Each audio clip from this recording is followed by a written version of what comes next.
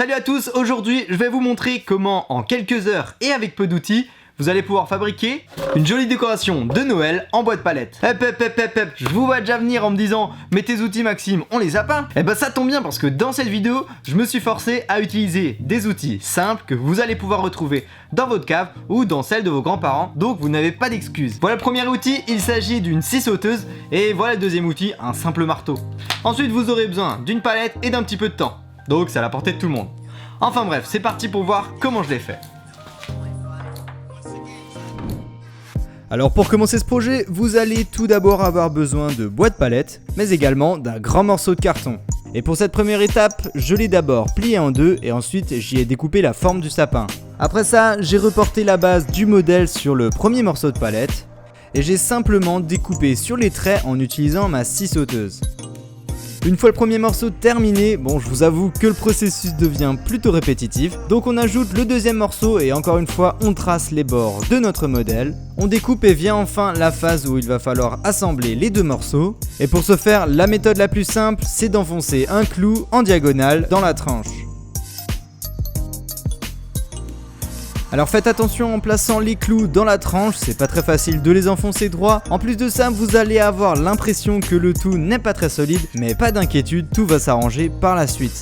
Donc j'ai continué comme ça pour assembler les 10 étages du sapin, et pour info, le mien mesure environ 1 mètre. Donc voilà, comme je vous disais, à cette étape du bricolage, l'assemblage n'est vraiment pas solide. Et pour pallier à ce problème, l'une des solutions que j'ai trouvées, ça a été de fixer une baguette en bois sur tout le contour du sapin. Et encore une fois, pour assembler les morceaux ensemble, j'ai utilisé des clous, et puis croyez-moi, là il y en a largement assez pour que le sapin soit suffisamment solide.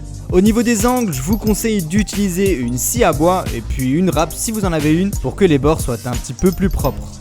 Voilà à quoi ressemble la première partie terminée, et puis pour qu'elle puisse tenir debout, il va falloir lui fabriquer un pied. Et puis pour cela, j'ai utilisé un morceau de palette un petit peu plus épais et j'y ai tracé une forme un petit peu au hasard. Je vous en supplie, n'utilisez pas la scie sauteuse pour faire une découpe penchée, privilégiez plutôt une scie à bois et un sabot à découpe. Enfin bref, pour le pied, j'ai dû découper une seconde partie et j'ai utilisé des clous un petit peu plus grands pour fixer le tout ensemble. Ah et également, petite astuce, quand vous enfoncez un clou, évitez de placer votre pouce entre le marteau et la tête du clou parce que ça fait mal, ça fait vraiment mal, ça fait extrêmement mal.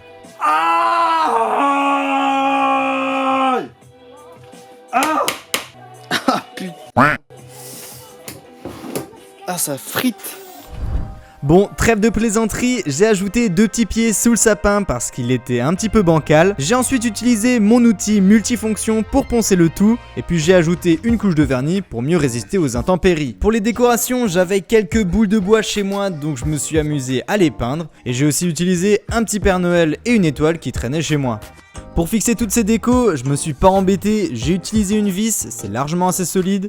Enfin bref, moi j'ai décidé de le décorer comme ça, mais si vous refaites ce bricolage, vous pouvez le décorer exactement comme vous voulez, selon vos couleurs et vos envies. D'ailleurs, je me demande si j'ajouterais pas une petite guirlande, je suis sûr que ça serait carrément la classe. Enfin bref, voilà, on arrive déjà à la fin de ce bricolage de Noël. J'espère sincèrement que ça vous aura fait plaisir que j'utilise des outils un petit peu plus communs, histoire que tout le monde puisse se mettre au bricolage. N'oubliez pas que si vous appréciez mon contenu, vous pouvez ajouter un pouce bleu et vous abonner à la chaîne si c'est pas encore déjà fait.